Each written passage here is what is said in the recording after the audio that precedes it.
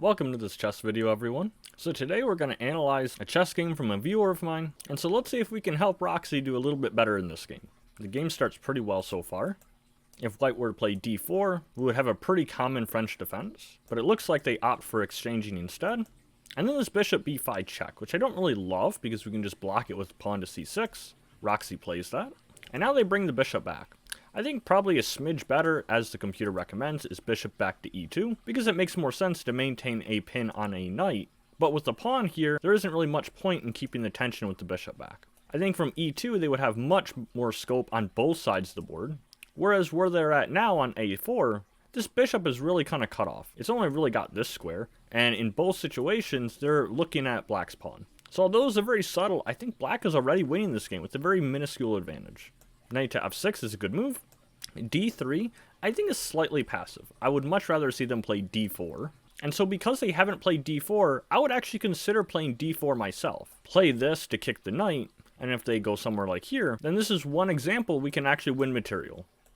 And after that check, we're about to pick up their bishop. But even if we don't play pawn to d4, which is a little exploitative, I also really like bishop to d6, just continuing to develop. And our very next move will just simply be to castle. But let's see how the real game went.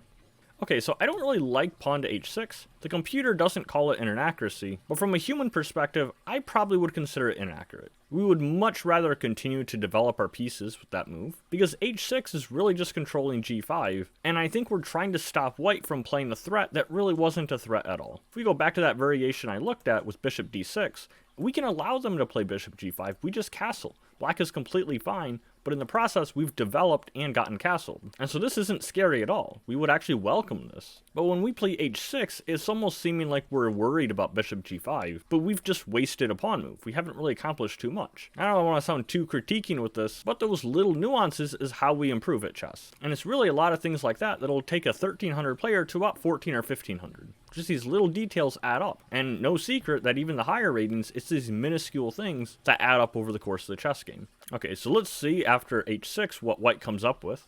And they let us off the hook again. They play pawn to f3. That move is really unnecessary. It just simply weakens their king. They would much rather have this pawn back on f2 so they can castle kingside, and then they're protected on these diagonals. But with the pawn on f3, they're just a bit weaker. They probably should just continue development, something like knight to f3 instead. But okay, the game continues, bishop to c5. And now, correct me if I'm wrong here, but I have an intuition why this was played. Pretty good rating already, Roxy. 1300 is much more than the average. The global average is in this chess video here. I suspect that you already realized that f3 was weak, and you're probably trying to exploit this diagonal with your bishop move. The problem here is they can actually play d4, and now they've shut off our bishop and fixed the fact that their pawn was a bit passive on d3. Remember, I wanted them to advance it to d4, so we're actually walking into something that actually helps them. If they didn't have the d4 move available, then I really like this bishop idea. But because it does exist, I think developing to d6 is probably better. And if they give a check, we'll just block and then get castled. And if they choose to develop with something like this instead, then we castle anyway. I think a lot of beginners and intermediate players will see a move that they know is bad, such as f3, and then they'll try and pounce on it immediately. But not always in chess can you punish moves instantly. If it's a dynamic weakness, such as an uncastled king, then dynamic weaknesses are something you have to work on immediately. But f3 is a static weakness. It's not going anywhere. And so this f3 pawn has left weak squares all over their king, and there's no way of fixing those. And so because of that, we have all the time in the world to exploit this. There's no rush for a move like bishop c5. We can just continue developing normally, and long term, we're going to have a lot of pressure on their king because of the pawn that they've pushed. Okay, so they don't find pawn d4, they develop instead. And you castled, I like that a lot. Bishop to f4 is a developing move. The only reason it's inaccurate is because the engine's top move was d4, again shutting off this bishop. But now you play a5, which has a good threat to it. Now let's say they were to miss that threat and just play something. Our threat is b5, they move the bishop back, and then we trap the bishop. So I like a5, it's a good idea. They play a3, and now after b5 they come back. a4 kicks it, and then they have to retreat. I like that, we've gained space. Rook e8 I like a lot, continuing to develop pieces. Queen d2, once again the engine really likes d4. Okay, so I think here is probably the first big mistake of the game. What is this rook really doing on e7 that it wasn't doing on e8?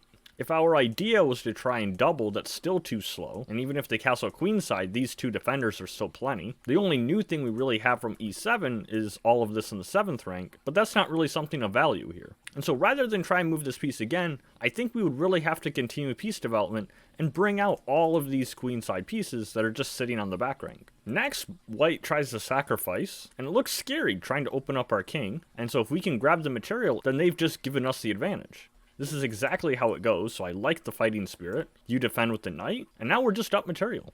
They castle queenside, and you find the dangerous fork. Now fork the king and queen, and so we just went from being 1 point up a material to now being up by 7. Now I know from the result of this game it did not go that easily, but the goal here should really be trying to convert. And how you usually do that is trying to avoid the opponent counterplay as much as possible. And so you pretty much have two main strategies to go for here. The first one is to start an attack and try and checkmate their king with your extra pieces. And the second one is probably more common, which is to try and simplify. We trade off all of our pieces to an endgame where we're winning, and it's harder for them to do something with much less pieces in the endgame. So I think right now, Black's main priorities should really be to start getting out these pieces on the back rank, and try and be extra careful to let the opponent get counterplay. But easier said than done, let's see how the game goes. Queen e7, I like it. Again, more pressure in the open file. Rook f2 defends the knight. I don't really love that move. Very similar to our rook e7, it uncoordinates the rooks. By coordinate, I mean they don't protect each other. That makes them a little more vulnerable to tactics long term. And so you play b4. I like that, trying to rip open the king. Instead of b4, a good alternative would be just continue developing pieces. Could go something like this. And now we're ready to bring our rook into the game. This knight will probably go to c5, and we're trying to get all of our pieces active. Now let's continue with the game. They captured, we capture back. Now they're starting an attack on our king, okay? And now you gave up the rook, which I think is overestimating how we simplify, or it's playing hope chess in the hope that they recapture this way and lose their knight. But they're probably not going to fall for that. They're probably just going to recapture with their knight, and then we've lost a rook for a minor piece. And in general, we don't really want to be giving back more material than we have to. If I were to look at alternatives, I say just keep developing. Either knight a6 or d7, in both cases trying to go for c5, probably bringing the bishop out, maybe even this square as well. It doesn't really matter too much where we develop, we're up by so much, we just want to get all of our pieces into the game. But okay, they do capture with the knight, we develop, I like this. Yes, we're back on track, bringing more pieces out, trying to get the bishop into the game. They go here, and now we're sacrificing again. I don't really like this. I know we're up by a ton of points, probably are trying to simplify, but you don't have to give material back. Why not instead continue development, something like bishop to a6, and if they keep trying to attack us, then I can bring my last piece into the game. Not only does the knight capture on g4 give up material, but we also walk into potential long-term ideas of their rook on the open file. We wouldn't have had that open file we give them if we had just left the pawn on the board. When we're up by 6 points like we are now, the main way that we can lose this game is if we allow them to get counterplay and start attacking our king. So really just keep your pieces safe, try continued development, and their king is pretty safe if this pawn stays on the board. But okay, you did capture, they do find rook g1 unfortunately, pinning this knight. And so you step out of the pin, they capture, and before we were up by 7 points of material, we're only up by 3 here, which is much less. And with these pawns coming down to our king, it's actually tougher than it looks to try and convert this game. We're still winning by a lot, but I can see the advantage definitely slipping. Continuing development is good. Ironically, in this case, the engine likes capturing. We are defended by the queen. And let's just say they go somewhere, now we can simplify, right? Trading a knight for a bishop, 3 points is 3 points. That kind of trade is okay, but we don't want to be giving up material in the process of trying to trade down. Okay, but enough of the nuances, let's continue the game. The pawns are coming, we try and get our king out of the way, we take it, which is good, and we're still up material, fairly safe with our king. I like that, trying to trade off the rook. Things are getting a little bit tricky here, and they've won back the knight now. But surprisingly, we are still much better in this position. The reason being, our pieces are really active. For example, we can go here, pinning their knight, and if they step out of the pin, we go queen g6, and their rook is almost trapped. The only way to really save it is here, but after this, they can't go back to any of these squares. Notice this one controlled by the bishop. And so really, they're kind of forced to one of these over here. Doesn't really matter where they go, let's just pick this one. And then we have our choice of either going here and pursuing the bishop, or what I like even better is probably just simply going after this pawn. But okay, returning back to the game where material was equal, it continues like this. The rook has to go back. We're attacking the rook a little bit more. Pinning this knight was good. H7 is a little scary already. Queen f1 check, and then winning the knight with check is still really good for black though. You do actually find this. Captures the knight. And now we have to keep our attack going, because of course they're threatening this. Worst case scenario, we can always bail out by something like this, and if they move their king, we can try cutting off their rook, and this queen is defending the promotion square. We can come back and then probably win this. But that's worst case scenario. I think better is actually hunting down their king. There's probably a checkmate here somewhere. You give a check, I like that a lot. They go here, queen check. They move again. And unfortunately, we don't have time to win their bishop because they're going to get a new queen. So we give a check on e5. They're kind of dancing around here, kind of circling around this pawn. And so you played queen e2 check, and they just kind of keep circling around. Although it might be fairly hard to see, I think this quiet move of d4 is actually sealing the deal here. Because we're cutting off their king, and we're actually threatening mate in 1. Let's say they promote to a queen. We have queen to e3 checkmate. Thanks to our bishop controlling this, our queen controlling the rest, and then finally the pawn controlling that last escape square. If they try and give a check with their rook instead, we just come up, and now they've run out of meaningful checks. There's no way they can stop this from being checkmate. Okay, but after your move, they dance around the pawn a little more. We give another check, which we've seen this position before. They come around again.